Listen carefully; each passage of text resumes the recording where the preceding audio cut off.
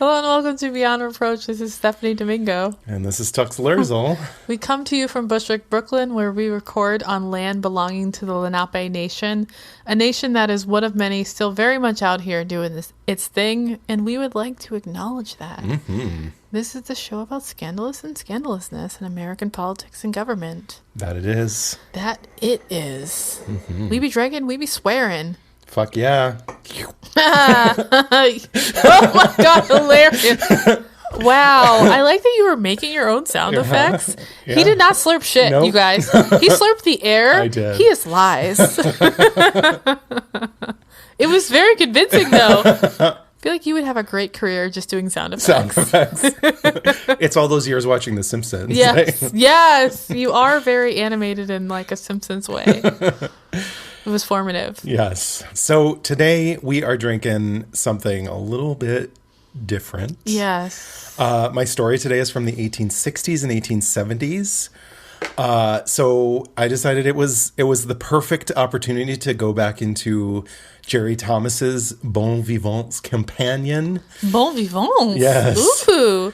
Good. What's vivants? Life? Like something? Yeah, like lover of life. Kind of, yeah. Okay. I'm just taking a picture of you real quick because I matched the cocktail. Because you matched the cocktail. I do. I'm wearing a and I want to have this forever. Yes. This is an Instagram moment. Yeah. It's like, wait, you don't dress to match your cocktail? That was Get on our level. The cocktail I chose for today, I chose it sort of based on the name of it. Did you choose it? I did choose it, yes. It is called a Locomotive. Stop it! I hate you. Is it really? Yes. No. And there's a picture of a train. Yes. Oh my God. Yes. Is that why we watched that episode just now? Maybe. Okay. You set me up. Yeah. He just wound me up. He played me like a fiddle, y'all. I did, yes. I came over early. Well, I came over late, but we're recording late, so it's fine. Don't judge me. She's on OBGYN time. I am. Yes. I'm going to start using that because that's accurate. I came over and we watched, I think it's I Love Lisa. Yeah. Season 4? Season 4. Yeah. Lisa goes on a date with Martin. No, not with Martin. Ralphie. Yeah. Ralph Wiggum. It's Valentine's Day. Ralph gets no Valentine's Day cards because he's Ralph and he's weird and he's always like gluing himself to shit and just being Ralph. And Lisa gives him a card and then he's just like, oh, we're going steady. Essentially. Exactly. Yeah. Yes. But yeah, she gave him a card that said, I choose you. Yes. I chose this cocktail today because it is called the Locomotive. I'll get into that in a little bit. It's very appropriate for my story today. Okay. But I almost didn't do this because the recipe itself, when I find this recipe in Jerry Thomas's book, it's 160 years old, this recipe. Okay.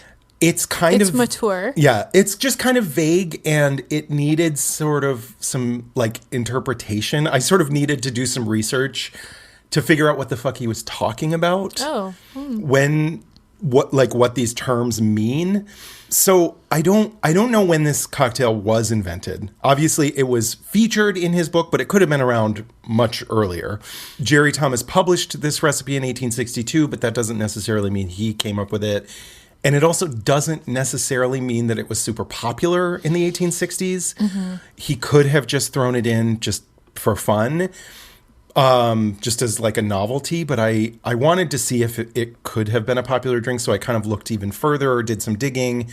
And I discovered that there was another cocktail book called Harry Johnson's Bartender Manual that was published 20 years later in 1882 that features 2 recipes that are very similar to this one. Oh, okay. So it was like a thing that they So were I was drinking. like, okay, this cocktail has some staying power. People are actually drinking this. So I was like, all right, I'm going to go for it.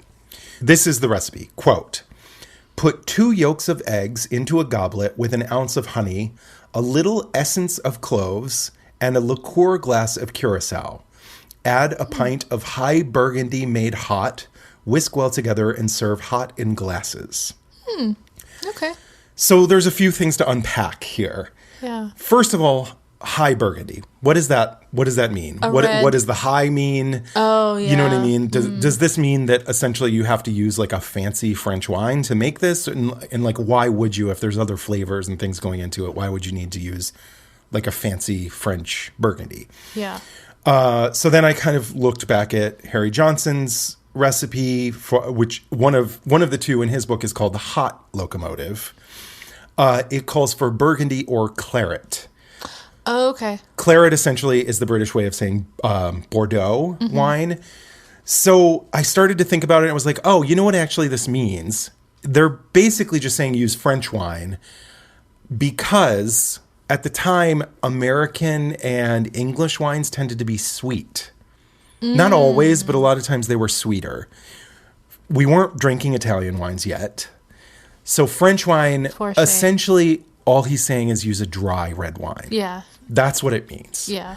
I still don't fully understand what the high meant, but I was like, you know what? I'm moving on. Yeah. All I know now is that it doesn't have to be fancy French Burgundy. It just needs to be a good, drinkable, dry red wine. Okay. End of story. Easy. It also calls for a little essence of cloves. So what does that mean? And how much is a little? So I looked for like modern versions of the recipe to see if anybody was making this, any current people were making this, and I couldn't really find anything, but I did find one blogger who did make it, and they used clove essential oil. Oh. And I was like, oh, maybe I'll do that. And I looked into essential oil, clove-scented essential oils, and I was like, you know what? Supposed to ingest that? A lot of them are not food safe. They're not meant to be ingested. I think that you're going to get sick. Yeah. But also, once I was like, oh, actually, I shouldn't be ingesting essential oil. But also, 160 years ago, essence didn't mean essential oil. So I was like, okay, what does he fucking mean by this? So then I looked. Jerry Thomas's book is kind of cool because it doesn't just publish recipes for cocktails. It also publishes recipes for like the syrups and flavorings and different things that he's using in these cocktails. And there were recipes for essences in the book. There wasn't one for clove, but there was one for like ginger, lemon, peppermint, that kind of thing. They're all alcohol based, almost like bitters. Bitters. Yeah. I couldn't get my hands on any. I didn't want to make any. Yeah. So then I looked back at the other one, Harry Johnson's. He doesn't use clove in his recipe at all. Oh. What he does, however, use is a dusting of ground cinnamon on the top. Serves it with a dusting of ground cinnamon. So I'm like, okay, A, it can be ground, and B, it doesn't really matter. I was shocked that it wasn't nutmeg. I was about to say, I'm like, when you said cinnamon, I'm like, don't you mean nutmeg? Yeah. When I made this, I just used ground clove. This is not exactly the way Jerry Thomas would have done it, but this is 2022. I'm not making my own essence of clove when I have a jar of ground clove. He's real vague. He doesn't really know what he's even making every time. I mean, he might have had some kind of clove essence that was at the ready in his bar, but I don't. But like in what quantity? Yeah, like exactly. All he says is a little. A little. Yeah. A little is what? Yeah. It also says to use curacao. It says a liqueur glass of curacao. Well, how much is a liqueur glass? What? Yeah. That's so vague. Yeah. So David Wondrich's book talks about the different measurements that were used in Jerry Thomas's book. He says essentially use an ounce and a half. Oh, an ounce and a half. A pony glass is an ounce. Oh, okay. That is also a measure that Jerry Thomas uses a lot. These aren't real I know. words. And a liqueur glass is an ounce and a half. Okay. I love that there's a translation. Yeah. The three systems of measurements he uses a lot, Jerry Thomas, are pony glass, liqueur glass, and wine glass. Wow. Yeah. What? Yeah. And wine glass means 2 ounces, which like today, a wine glass means 4 ounces, or 5 ounces. Yeah. Whatever. Okay. So an ounce and a half of curacao. Essentially, for those who haven't heard me talk about this multiple times, curacao is essentially just fancy triple sec. Mm-hmm. Then the last thing that I had to sort of wrap my head around is that this recipe calls for a pint of wine, 16 ounces of wine. And then it just says to serve in glasses. So I'm like, how many servings does this make? I'm so confused. And I'm assuming, like, if it's supposed to be sort of like wine glass serving size, that would be 4 servings. Or maybe 2, since they were weird about that. Well, so then I looked at Harry Johnson's book, and his recipe uses about half the ingredients that Jerry Thomas's does. Literally almost exactly half. and it says to serve in 1 large glass. Okay. So I'm like, okay, Jerry Thomas's recipe makes 2 servings. Cool. Got it. But I had to do all of this research to figure out Unbelievable. how to make this recipe. But in the end, the locomotive, or as Harry Johnson calls it, the hot locomotive, is essentially hot red wine, sweetened with honey, fortified with curacao, thickened with egg, and flavored with clove. I love that. So let's so take a weird. sip. It's sort of like a Cheers, thick, like opaque burgundy mauve color in the glass. It's mauve. Yeah, very thick. Almost like a shake or a I mean, it's not that smoothie. thick. Like the viscosity is not like that, but to But the look at it, color-wise, yeah, exactly. Yeah, it's Yeah. not like translucent. Yes, exactly. It's opaque. When I was a kid at school learning the golden rule, teacher often used to say, if you don't tell a lie, there's not a reason why you can't be like Washington someday. How could Washington be a married man and never, never tell a lie? Oh, that's delightful. It's so good, right? It doesn't make any sense. I was fully expecting to hate this. It's delicious. It's essentially like mulled wine that's sort of like creamy. Oh, that's so good. It's so, like, I would make this again. I would drink Same. this. I like the spiciness of it. Yeah, you've got like the Wow. warmth of the clove flavor, a This is little so tiny bit good. citrusy from the curacao, Yeah. sweet from the honey, obviously the warming flavor of the red wine. And you don't taste egg at all in any No. way. It just sort of it just makes it a little thick. Oh, that is so interesting. On that note, let's dive in. So, The Gilded Age was named after a book by Mark Twain written in 1873 called The Gilded Age, A Tale of Today. But when people use that term, do you know what that means, essentially, the Gilded Age? What they're Is it like trying to say? Victorian age?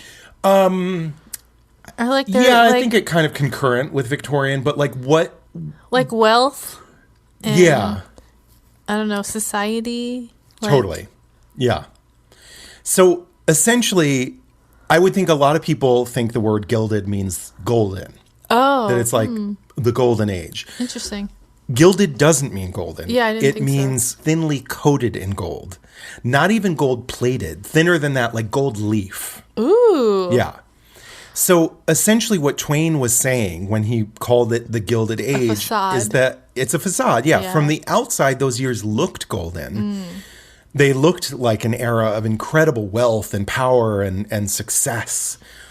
But on the inside, that's not what it was. They had a rotten core these years, a core of exploitation and corruption and greed. So people hear that name, the Gilded Age, and thinks it's a positive connotation, but it's not. So the Gilded Age happened roughly between 1870 and 1900, at a time when this country, the United States, was industrializing and urbanizing basically overnight, like so quickly. And the country was practically sprinting westward thanks to the railroads. And the men at the top, like the Vanderbilts, the Carnegies, the Rockefellers, they were creating these huge monopolies and amassing insane fortunes. Fortunes that would not have even been imaginable before the Civil War. Today, we refer to these men as robber barons because their wealth wouldn't have been possible without ruthlessly exploiting immigrants and the poor. But what we often don't consider is that their wealth also would not have been possible without market manipulation, bribery, and yeah. political corruption. Oh, yes. It's all about political corruption. It wouldn't have been possible otherwise. Once I looked into it, I realized that some of the biggest scandals of the era had to do with the building and operating of the railroads. I could see that, yeah. Oh, my God. And, looking even further, one scandal stands out both because it happened at the very beginning of the Gilded Age and essentially made the whole era possible, sort of set the tone for how Oh. things were going to go. What? But it's also important because of how many politicians are involved. So today I'm going to be talking about a political scandal that most of us have never heard of, and many of us probably can't even pronounce. Oh. The Crédit Mobilier Scandal. What? Essentially, if I was trying to say this in American English, it would be Credit Mobilier. Oh, I did see that one. Yes. Yes, Yeah. Credit Mobilier. But it's Crédit Mobilier. Crédit Mobilier. Mobilier. Mobilier. Yeah. Crédit. So basically, what happened was... Okay. The government... Now you're speaking my language. The government needed somebody to build the first transcontinental railway. So they passed a law offering big money and tons of land to the railroad execs who would make it happen. But instead of hiring construction companies to lay the track, these execs decided to set up their own shell construction companies that they controlled and then submitted invoices to the U.S. government for almost twice the actual cost of construction. Wow. Yes. Whoa. And then, to make sure they would be able to keep a good thing going, they gave away stock in Enron. their construction businesses. It's very closely tied to Enron. Yes. Good God. Yeah. Gave away stock in their construction business to the men on Capitol Hill who would make sure the whole thing kept going. And no one would stop them. Yeah. Okay. Whew, good times. All right. Time. So I would like to propose a toast to eating the rich. Rich people would not be able to hoard all of this wealth at the expense of everyone else if the rest of the world didn't just sit by and let it happen. Facts. Cheers. Cheers. With what? Fava beans and Chianti? Yes, a nice Chianti. So some of you may remember the episode I did on the caning of Charles Sumner, where I talked about how as far back as the 1840s, there was talk in Congress about building a transcontinental railway. And there was a lot of arguing in Congress about which route this railway might take. Stephen Douglas tried to force approval for a northern route if northern states would agree to get rid of the Missouri Compromise. Oh, what Yes. a piece of shit. He was the worst. Yeah. Go away. This essentially led to the Kansas-Nebraska Act, Yeah. which essentially led basically to the Civil War. This country is the only country that went to war over slavery. I know. Just couldn't let it go. Yeah, and it Couldn't. was all because this guy was greedy. He wanted the route to run through, what was it, like Chicago, because he had real estate. But so even once we got into the Civil War, this idea for a railroad that stretched from sea to shining sea, it never went away. People still wanted to do this. So during the Civil War, with the South out of the picture, the Union was like, now's our time. Let's do a northern route. South's not here. Who's going to object? The problem was, we're in the middle of a war. We can't. Yeah. What finances? Yeah, exactly. We couldn't do it on our own, but private industry didn't want to do it either. They were like, this is going to be too expensive. There's too much risk.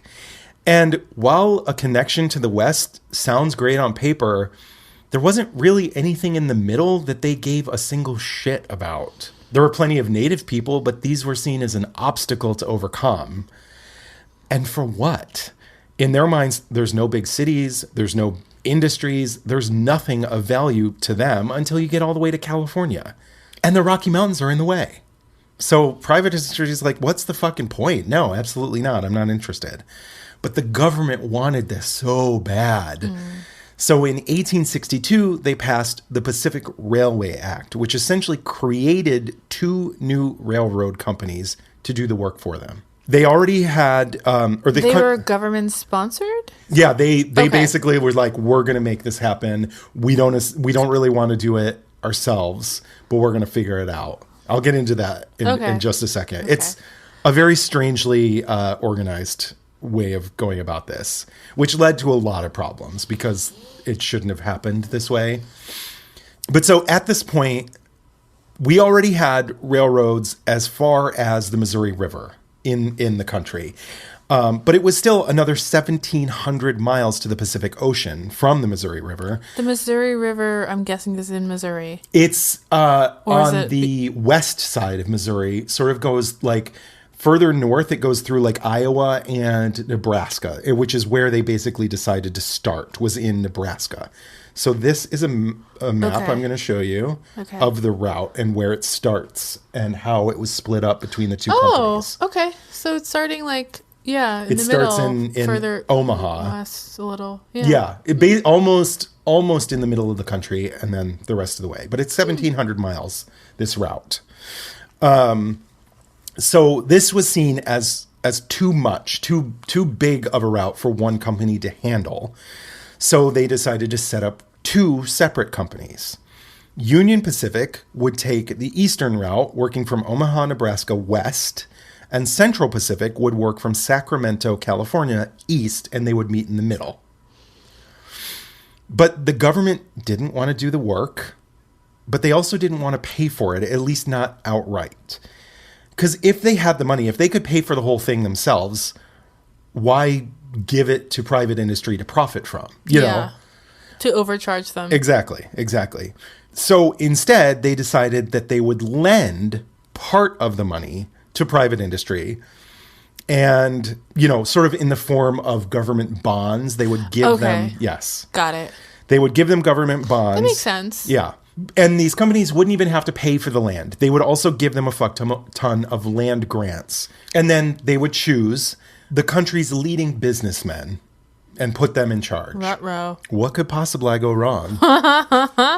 The market will save us. Exactly. Yeah. So this act, the Railroad Act or Pacific Railway Act, stated that the government was looking for, quote, men of talent. Talent. Yes. Men of character. I'm thinking about in the Russell sense of talent. Very talented, yes. Is that they've starred on Lifetime movies. Yeah, in like a C level. Yeah. Men of talent, men of character, men who are willing to invest. Oh, this Yes. is a terrible ad for the worst sorts of people. No, seriously. And to find these men, they had to make this deal as attractive as possible. So they authorized the They're sale. like, hey, do you want free government monies? Exactly, yeah. And a fuck ton of land. Yeah. Yeah. But in land in a place that nobody lives and nobody cares about. Or no white people There live. we go. There we go. I'm Yeah. like, there's a ton of people living there. Oh, there's so many people living there, yeah. So they authorized the sale of $100 million in stock and promised $16,000 to $48,000 per mile, depending on the terrain, in 30-year government bonds. Okay. If it was like mountainous or you're passing like a canyon, you have to build a bridge, it's a lot more. You get more money. More money for your risk. Yeah, exactly. Okay, got it. And they also provided a 200-foot wide right-of-way across the continent. 200 feet wide, you get as much land as you need. Just figure it out.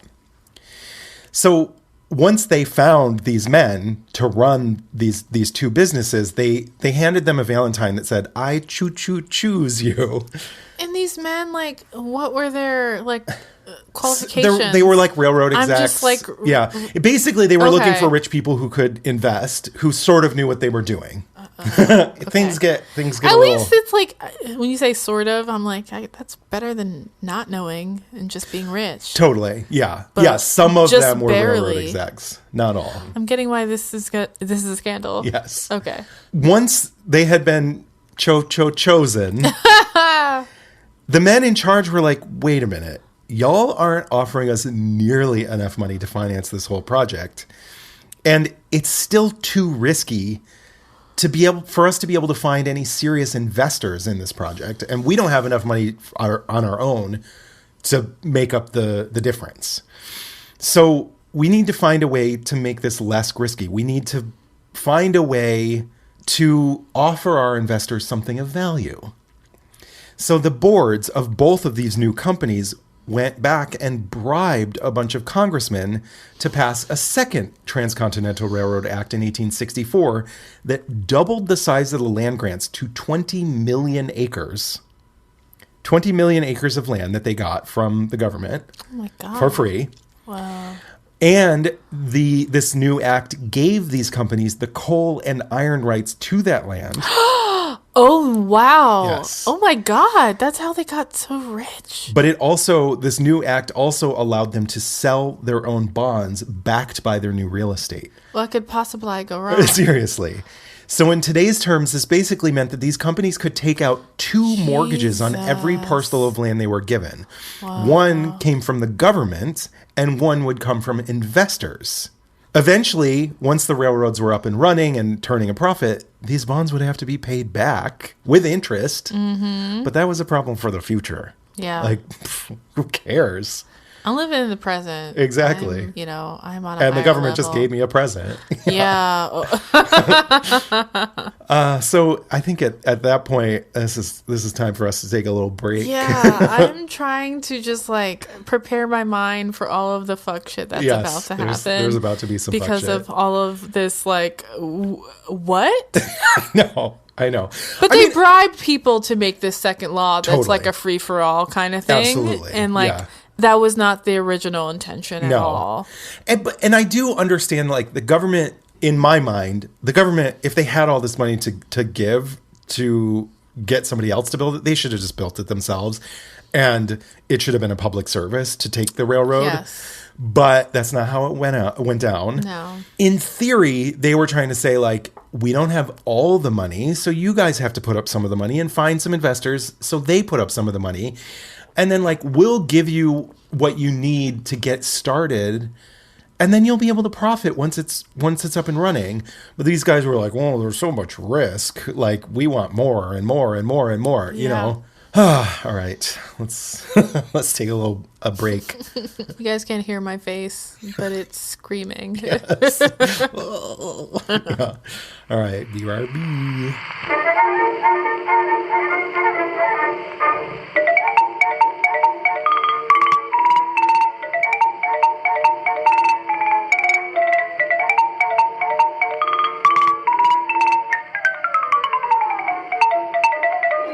Take 9 plus 10, and we're live. Let's get it, fam. I'm one of your hosts, Hamish Lackman, And I'm your other host, Aaron Conway. and welcome to our show, The Third Wheel. You know when you like crush on someone, you just sometimes act a bit like silly in front of them? Pop, pop, Aaron. You guys just roast each other. Those are ugly topics to talk about and they're really uncomfortable. Being out of your comfort zone is where the growth happens. There were children who were carrying guns to school. Children as in like 13 to 16-year-olds. They used to carry guns to school. There were teachers who came before us who had been shot dead by the students. I've realised significantly since before meditating and after meditating how much more I just notice things around me and realise things, and it makes life a lot more just beautiful. So I live in between the seafood market where it's supposed to have first originated and the hospital where it was first sort of confirmed and diagnosed. Like jumping on this podcast, the third wheel. Like, I love being the third wheel right now. Like, it's fantastic. Okay, so we're back. We're back drinking this. Yeah, surprisingly delicious wine beverage. Okay, so both of these companies realized pretty early on, almost immediately after they were put on the boards of these companies, they were like, you know what? Building a railroad through unsettled country might not be profitable for years after the railroad is completed. The real money here is going to be in construction. So both companies decided that rather than hiring construction companies to do the work for them, they were going to set up their own construction companies that they controlled. And that was legal because like It was legal, yeah. going to stop them? Yeah. It's just, And they even though it was legal, they just didn't tell the government that that's what they were doing, because the process was they were supposed to take bids from construction companies and pick whoever was like, oh no! So they can just make their own company and then like say like, oh, they're submit a charging bid. this much, Yeah. and like this is And the they're one like, we went with. The board of our company unanimously agrees to Yeah. accept the bid from. Oh my god! Yeah. So they didn't tell the government that this is what they were doing. They built the railroads themselves, and then they funneled all the payments from construction into their own bank accounts. That should be illegal. Yeah, it should be, and it is now. It would be illegal now, but it was not at the time. Unbelievable. Yes. So Union Pacific's But vice this was early. This was before like insider trading totally was illegal. wasn't like, a thing. Yeah, and I mean, then- this is like the baby years of Wall Street. Like it Yeah. was basically there was no regulation. Yeah, and it's like we have this idea that like all these people were so industrious and like they were just doing their thing and like making that money, and it's like they were doing crime. They were doing crime, and it was like mostly legal, but it was definitely underhanded. This is shady as shit. Yeah, this is not mostly legal. This is shady as fuck. Yeah. They knew what they were doing. The fact that they left the government out, they didn't tell them. They needed to hide it from the government. Because you're doing crime. Set up a completely independent company, shell company. Yeah. I wish I had no morals. I know, seriously. Yeah. I could just start shell companies to like pay myself to do consulting and like all of this and then like just write off my losses. Totally. So Union Pacific's vice president, Thomas Durant, openly said that his goal was to, quote, grab a wad from construction fees and get out. Yeah, and this feels like Silicon Valley. Totally. Because like their goal is like, as a founder, is like you found a company and you get the fuck out because like you don't know how to run a company. The one difference, and because I looked into Enron a little bit, the real difference here is that they were actually building something physical, whereas like Silicon Valley and Enron are sort of like building a concept. A concept, yeah. Yeah. They're building something, but like it's sometimes the technology isn't there yet. Yeah. But they're still like soliciting donations, well, essentially donations, or they're trying to get investors. It's like intellectual property versus like this is a physical railroad. And even though it's highly fucked up what they did, at the end of the day, they built the railroad. You know? That doesn't make it okay, but it is. That's like the main difference between this and Enron. I did see a lot of comparisons to this scandal and Enron. It made me want to do Enron sometime soon. I think you need to. Yeah. So the leadership of Union Pacific was kind of a hot mess. There was a lot going on at Union Pacific in the boardroom, all sorts of bickering and like scheming and takeover attempts. Everybody's trying to jump over each other to try and get as much money as possible. I don't really have time to get into the whole thing, but one thing to keep in mind is that Durant, Thomas Durant, Union Pacific's vice president, basically ran the show with one other man, George Francis Train. Why not put a man named Train in charge of building the railroad, right? Perfect. Yes. This world isn't real. I know. So in choosing a name for their shell construction company, Durant and Train decided to go for something with a foreign flair. At the time, one of the most important financial institutions in the world was a French company called Crédit Mobilier. They played a major role in financing the construction of a bunch of French railroads and infrastructure projects. So Durant and Train were like, why not? We're going to call our shell construction company Crédit Mobilier of America. I don't think you can do that. Well, not today you can't, but back then there was no laws against it. Yeah. This is before like international copyrights and all this shit. This is how they made money. I know, yeah. Just crime. Yeah. So not only were they trying to make it look like they had, chosen a business that's completely independent from themselves, they had just selected to approve this contract, but also make it look like they'd chosen a company that was well-known and well-respected and foreign. So because they secretly controlled Crédit Mobilier, they were able to approve these construction contracts for almost twice the actual cost of the work. And then they would just skim off the profits off the top and funnel them directly into the pockets of Union Pacific's leadership and stockholders.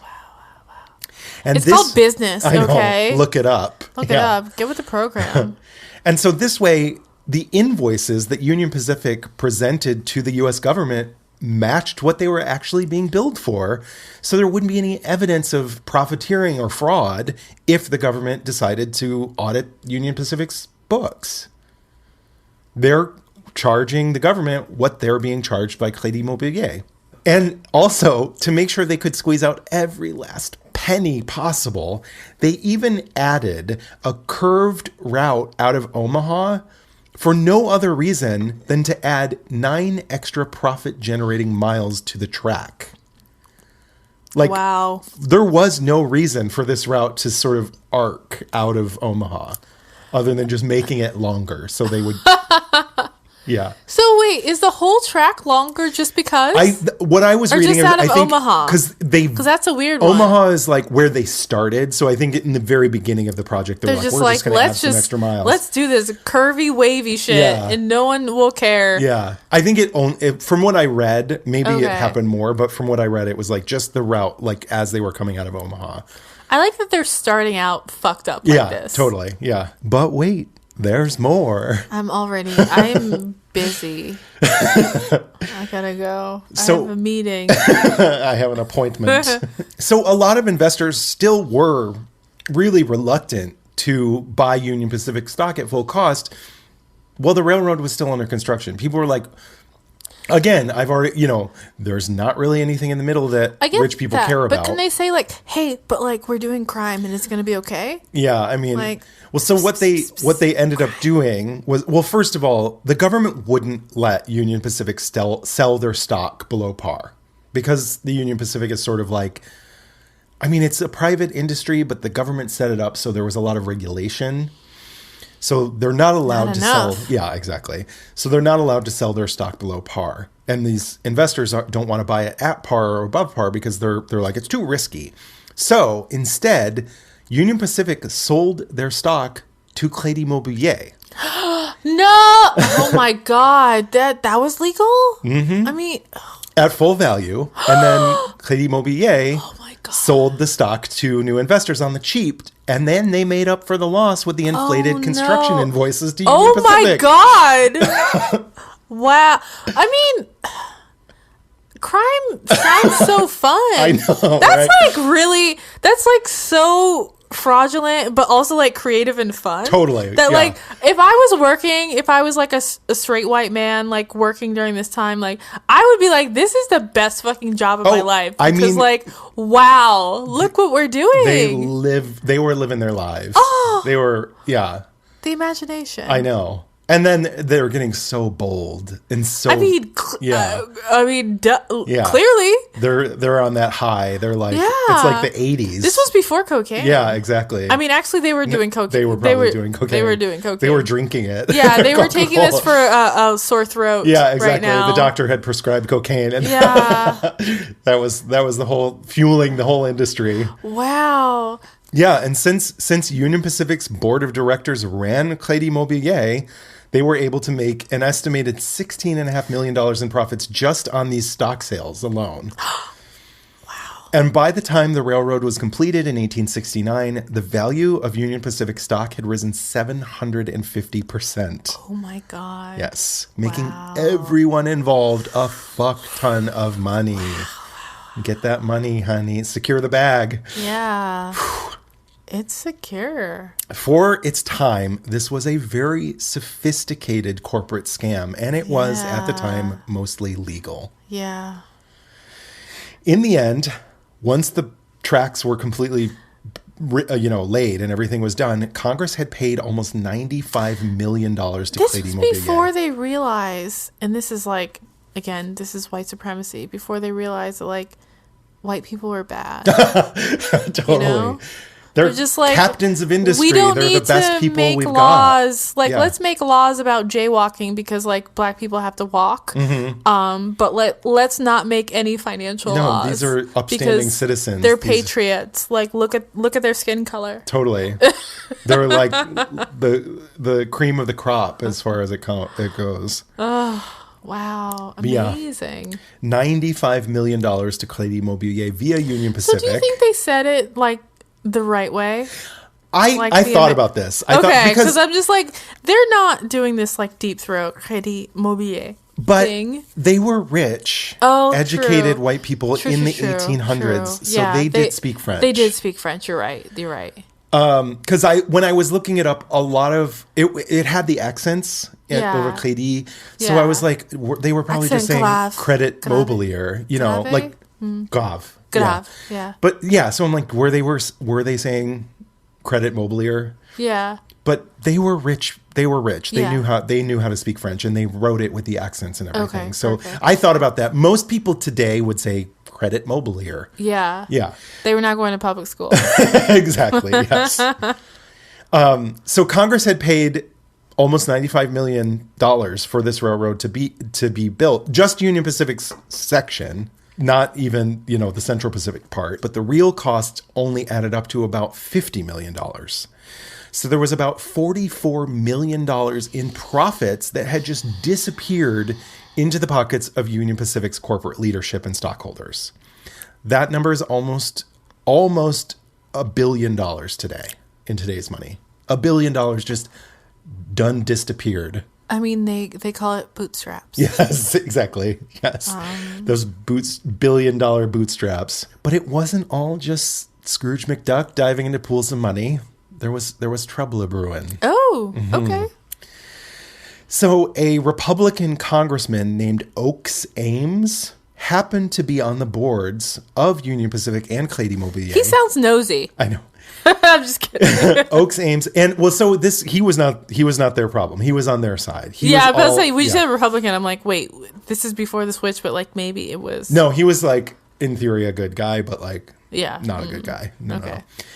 So he was like on the board of Union Pacific. He was working with Durant. He and his brother, his brother's name was Oliver. So it was the Ames brothers working together. But Oakes was the one who was a congressman.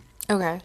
So he was on the boards of Union Pacific and Crédit Mobilier, but good fortune for him. I don't trust brothers. He also happened to be a member of the House Pacific Railroad Committee in Congress. Okay. So as Crédit Mobilier's stock skyrocketed, he soon found himself surrounded by legislators on Capitol Hill asking for a way to get in on the action. And this was great news for Union Pacific for several reasons. First, because the project was costing so much, they knew that they were going to need to go back to Congress and ask them to approve more funding. He did this very secretively. Okay. And this is sort of where they get into trouble. Yeah. Okay. Because I'm like, you shouldn't be able to be like this. Yeah.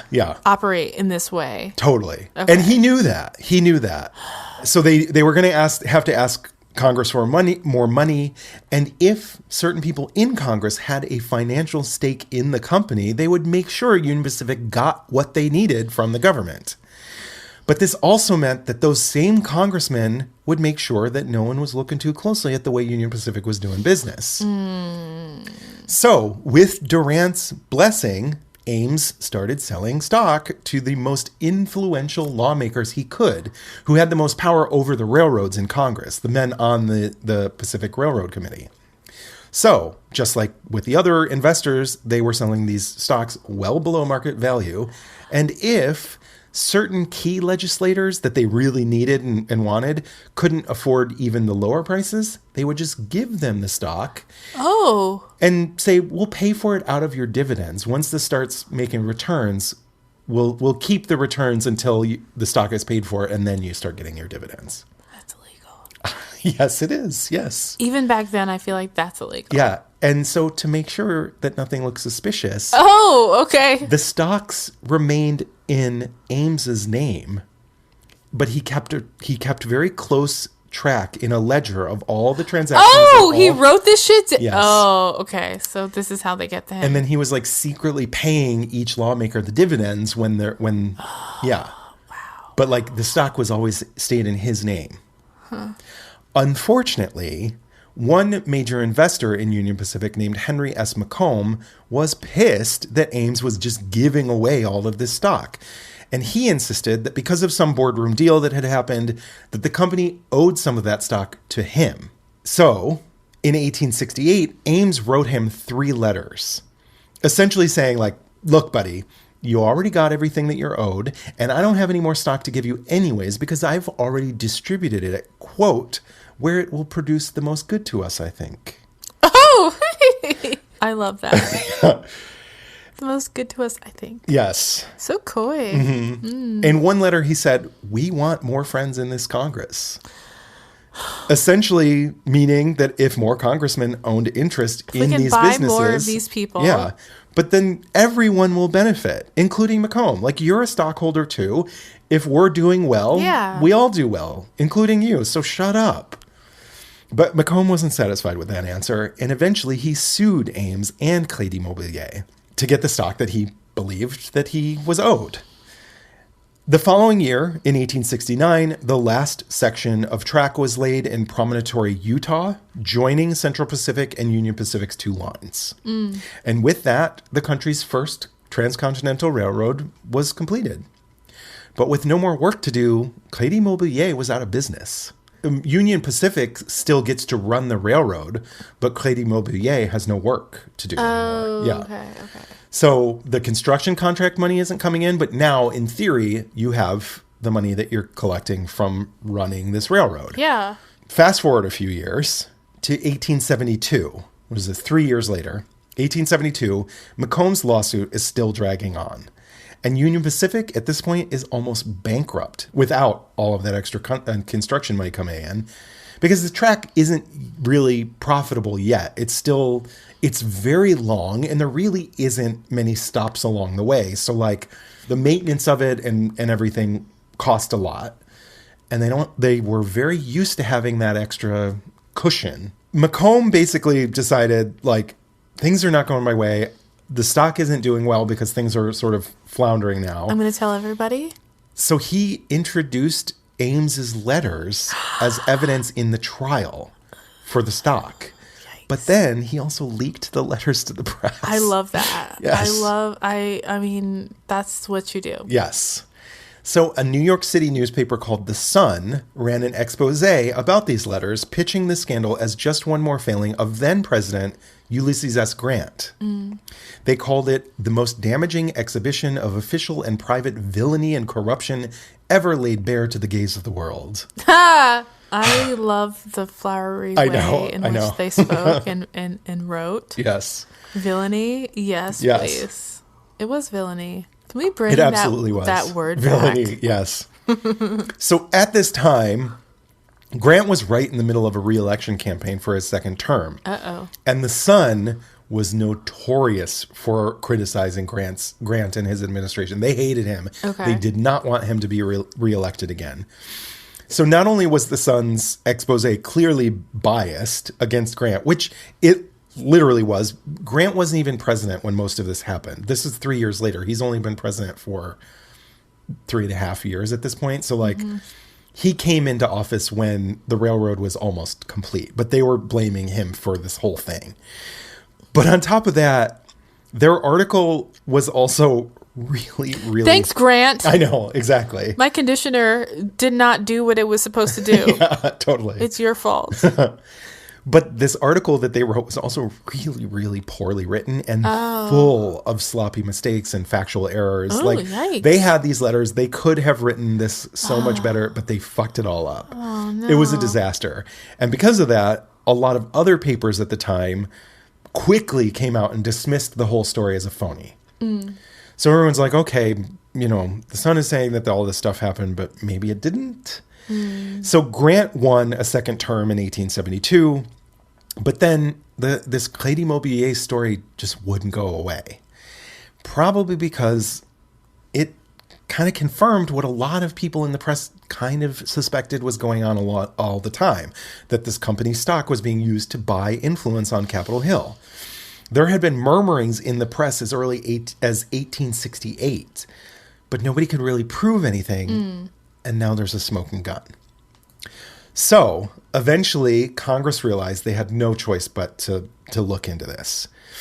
And the public followed along with fascination and anger as the investigations dominated the headlines of early 1873. And early on, it came to light that more than 30 representatives in Congress were involved in this scandal in one way or another. Yikes. However, Congress was in a rush to try and wrap up their report before the current session ended on March 3rd. So with 3 weeks left in the session, they decided to limit the scope of the investigation. And Yes. They narrowed it down to 13 men to look into. And among those 13 men were these like low-level current people? No. It was like the current Speaker of the House. Grant's first Vice President, Schuyler Colfax, and his new current Vice President, Henry Wilson, and the future President, James Garfield. Oh my God. Yes. It went that high up? Yes. Whoa. That's bad. So when he was called before the committee, Congressman Ames admitted that he had tried to cultivate support for his railroad project by selling stock, but he insisted that he couldn't be guilty of bribery because he had never specifically asked anyone for any favors or votes. So, like, it's fine. Yeah, sure, I sold stock, but, like... Yeah, I'm just going to get them really rich. That's not bribery. Like, wow. It's fine. He explained that he had basically found a way around bribery. No! He said... Oh, my God. I love this man. Yes. I have found that there is no difficulty in inducing men to look after their own property. Ooh! He said this out loud. Yes. As like, did he know defense. he was being like this was... He's telling on himself in defense of himself. He thinks that he's defending himself. This wasn't bribery. His supporters said that he was simply a patriot of course, who was just doing what he needed to do to make sure that the railroad got built. No, that's not true. That's not what he was doing at all. That is what was happening. Wow. These were patriotic acts. I mean, the one thing is, this money is going to have to be paid back eventually. It's all bonds. Yeah. You know, but still, it's still fraudulent because they were absolutely taking loans for money that they didn't need to pay in the first place. Mm-hmm. They're inflating like what the cost of things are. Exactly. Yeah. Which is fraud. Yes. Not surprisingly, lawmakers were basically tripping over themselves to deny ever owning or profiting from Crédit Mobilier's stock. Well, they never technically owned it, right? Exactly. Because yes. Yeah. Former Vice President Colfax admitted that he had put down $500 for stock, but claimed that the deal had never gone through. So Colfax said, he's so dumb. I love how dumb he is, though. So Colfax said there's no reason for anyone to bribe him because he was a very vocal supporter of the railroad project and everyone knew this. He said, quote, "You might as well say that a Methodist would have to be bribed to advocate Methodism." Wow. Yes. Wow. I like the railroad. I don't need to be bribed. It's fine. Don't look any further into it. I don't think Methodism is a word. I also don't think so. I think he's... I get what he's trying to say, but he's incorrect because that's not a word. Yeah. So Congressman Ames still didn't think that he had done anything wrong. And couldn't believe that all of his fellow congressmen are lying about what had gone down. So he showed up with his ledger. He brought the ledger in. No, he told on himself. With all the receipts. He's like, no. Oh my God, you did have stock. And I'll show you right here. I paid you for this stock. Dividends. On this date, in this date, in this date. Yeah. So Colfax still insisted that he had never owned any shares even after Ames produced records that said that he had been paid a $1,200 dividend for his stock. So by this point, Colfax was no longer vice president. He was for whatever reason, Grant had chosen a new VP for his second term. For his crime, probably? Well, the new VP was also implicated in this. Oh, okay. So, I don't know. Okay. Yeah. Both of them. It's wild. Wow. But so after this, Colfax's reputation was ruined and he never ran for public office ever again. But he was also never punished. So he's got to keep that money, keep that stock. Yeah. So most of the other lawmakers who were implicated in this story argued that they had merely accepted a gift, not a bribe. Oh, gifts. Yeah. Ames just really liked them and wanted them to be a part of his railroad because they were such close friends. None of them were punished for this. In the end, Congressman Oakes Ames was found guilty of bribing some of his fellow congressmen, but no one was ever found guilty of accepting bribes. Yeah, that's a tale as old as time. We've heard this one before. Yeah, Albert Fall. Yeah, the Teapot Dome. Yeah. So after he was found guilty... like powerful people just don't get punished. Yeah, totally. The end, full stop. And even Ames, after being found guilty of bribing congressmen, there was an effort to expel him from Congress, but in the end, he was only censured. He was censured, and that was it. End of story, the end, that was it. This makes me so, just irate, because it's not that I, believe in government in like that big way, but like I do believe in people forcing their representatives to do the right thing. Totally. But I understand why people are just like, oh, government is corrupt. Like, people were pissed because everyone is following the story in the press. And there's all these receipts. Yeah, it's like, exactly. If you have eyes and a brain, you're just like, what the fuck is this? Totally. This is illegal behavior, and yet no one is being like, I guess they're being censured, but like they're keeping one person is being censured. Everyone else is keeping their jobs. 2 people, I think, were whatever. censured. But like essentially no people. Being censured is a slap on the wrist. Like you're still a congressman. You're still a congressman. Yeah. You're still in power. You're still making that money doing illegal shit. 2 men were censured, and that was the most punishment that anyone received for this whole fucking thing. But yeah, people that were following the story in the press were fucking livid. People were not pleased. They saw this as serious criminal behavior because it was. Yeah, and it was so sensational in the papers, and everyone was like, "Oh my god, everyone's going down. It's going to be." And then in the end, nothing happened. It's like the insurrection. It's like, oh, we have all these receipts, and then it's like, oh, yeah. I mean, some people are going to jail, but like for like a year or 2. Yeah. For trying to overthrow. Yeah, totally. The world that we know. I know. Like, that's essentially no punishment. Yeah. So. But people were so upset by this whole thing. And especially the fact that nothing happened because of it, that in the end, the entire Republican Party suffered because they were seen as like not doing anything to protect the American people. The following year in the midterm elections, the Republicans lost a total of 93 seats. Whoa. In one election, overnight, Holy shit. 93 seats. Democrats went from having a 110-seat minority to a 60-seat majority. Wow. Overnight. Because the American people were like, if you're not going to fucking do anything, we will. How about that? Yeah.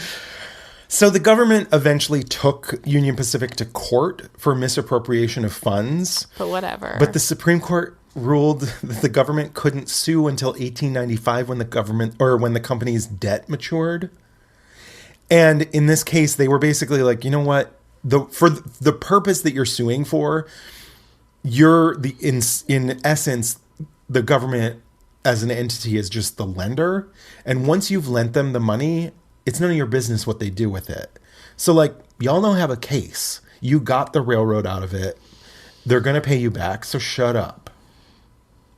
And eventually, all of the bonds were paid back eventually, I will say. But that's not the point, though. No, totally. But the Supreme Court was like, the way that you're suing and the reason you're suing for, like, you don't have a case. The Supreme Court is trash. Well, that too. And also that. Yes. And also that. I'm so sick of them. Yeah. I'm like, highest court in the land my ass. It's like you protect corporate interests over everything. Yeah. Like, why do we even have you? Yeah. Exactly. So even though no one was punished, this scandal became one of the defining events of the Gilded Age. Not only did it usher in and set the tone for this new era of blatant corruption and greed. Yeah. It also, because this was happening at the very beginning of the Gilded Age. Like, it started before the age even technically started, but like sort of just ushered it in. But also, on top of that, it also quite literally helped make the monopolies of the robber barons possible. Of course. Most historians agree that this scandal played a significant role in bringing on the stock market panic of 1873. Oh. The same panic that brought down the Freedmen's Bank. Yeah. Happened because of Crédit Mobilier. But this panic also set off an economic depression that lasted for years. Railroads across the country went under. Banks and shops and factories closed. Because of all the illegal speculation. Well, the things that weren't illegal yet, but like were clearly crime. But then a lot of like companies struggled. Even Union Pacific struggled in the beginning because like the money wasn't flowing in the same way that it had. Who cares? So many people had invested in the railroad and then there weren't returns. So like people, like there were so many people involved financially that when it all fell apart, people suffered. Yeah, because they were stealing too much off the top to begin with. But that's why that's why there was a panic. Yeah. And then the panic caused a depression.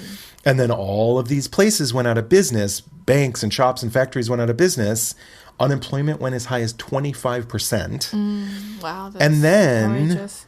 picking through the wreckage were the CEOs of the biggest, richest corporations, essentially picking or snapping up ruined businesses for a fraction of what they were actually worth. So this is how they were able to start building their monopolies. This was the dawn of a new day. The robber barons were just getting started. Damn. This happened like before all the robber barons really built these monopolies. Like this was how they did it. Yeah, chaos. Yeah. And like it's like an opportunity for them Absolutely. to just reap the benefits of like what they've already been doing. Totally. 100%. Yeah. And It's like, wait, you're all feeling this now? This thing that I did? Yeah. And it's been made very clear that the government isn't going to do fucking shit to stop you. They don't even know what's going on. Yeah. So in 1886, former President Rutherford B. Hayes wrote in his diary, "This is a government of the people, by the people, and for the people no longer. It is a government of the corporations, by the corporations, and for the corporations." Yep. Mic drop. That is accurate. Yeah. Then and now. I mean, the fact that that was written in 1886 and it is so... That's the world we're living in. Yeah. It's so current. It's so appropriate for today. But like once you have power, you just keep getting more and more, and like you just have so much more influence. Totally. To just make sure that that never changes. Exactly. Yeah. And that's, you get people on your side. You buy people off. Senators and congressmen in your pocket. Yeah. And I think especially because this country, even like in the modern age today, like people have money, people have wealth, but like there are so many people who just, because there's no social safety net, they're just willing, like it's not hard to buy people off. Totally. Absolutely. It's just like if you have one child, you're already beholden in a way because you're just thinking about all the things that you have to pay for, all the things that are guaranteed in other places that you have to provide, and it makes you vulnerable to that sort of, being bought. Yeah. And this whole fucking two-party system is a gag. I know. On the American people because they buy both sides. No, totally. There were Democrats implicated in this story too. Not as many because they weren't the ones in power. That's all it is. Yeah. If they were in power, they would be just as implicated. Exactly. Yeah. They say absolute power corrupts absolutely. Yeah. Sure does. But that was a great story. Thank you. Like I've often wondered how like robber barons got to be robber barons. I knew that it was, ill-gotten gains. It's all about monopoly. Like really the robber like this story. I mean, that shit's coming back right now. Like monopolies. There was a time when they broke up like there's monopolies. all these antitrust laws on the books, but it doesn't mean shit if nobody's doing anything about it. Especially under Trump, like I feel like there have been so many monopolies, especially in the entertainment industry, which I work in. Like everything is consolidating and everyone's just like, this is fine. Nothing to see here. But also telecommunications. But it all stems out of depressions and rocky economic times when people are willing to sell. You know what I mean? That's how this story really happened before or at the very, very beginning of, it's that of crisis the actual opportunity thing. Yeah, crise-a-tunity. Crise-a-tunities. They're just exploiting these crise-a-tunities. Yeah, exactly. That was a really good story. Really, really good story. Thank you. Holy shit. The tale of Credit Mobilier. Ah, yes. I'm just like, are they saying it that way? Are they that fancy? They were that fancy back then. Yeah, they absolutely totally. were. Their governess taught them how to say that. Yeah. Their governess. They're in The Sound of Music. But yeah, that was great. Thank you. I mean, my drink has been empty for I could tip it out. A moment. I guess we're done. We're done. America's history is juicy. We just add some hot wine, some honey, some egg yolk, just because. No big deal. To keep it funky. Just some for clove fun. And what else? Curacao. Curacao, yes. Delicious somehow. Delightful. Really, really. Y'all should drink this one. Seriously, I mean, try it. It sounds so weird, but it's so good. But trust us, like it's better than like a mulled wine. There's something to it that feels, I don't know, like elevated from mulled wine. Yeah. So good. Yeah, thank you so much for listening to Beyond Reproach. This has been Stephanie Domingo. And Tux Lurzel. Thank you to Tim Clough, our editor, our sound engineer, Podfather. We could not do this without him. I'm not going to say he's essential. He's essential. He is. He is. He is our essential worker. But in a real way, not in the gaslighting way. Yes, absolutely. We're not banging pots for him. Maybe we should be. What? Oof, okay. I'm not me. I'm not me. Whew, okay, on that note, I think it's time for us to go. Bye. Bye.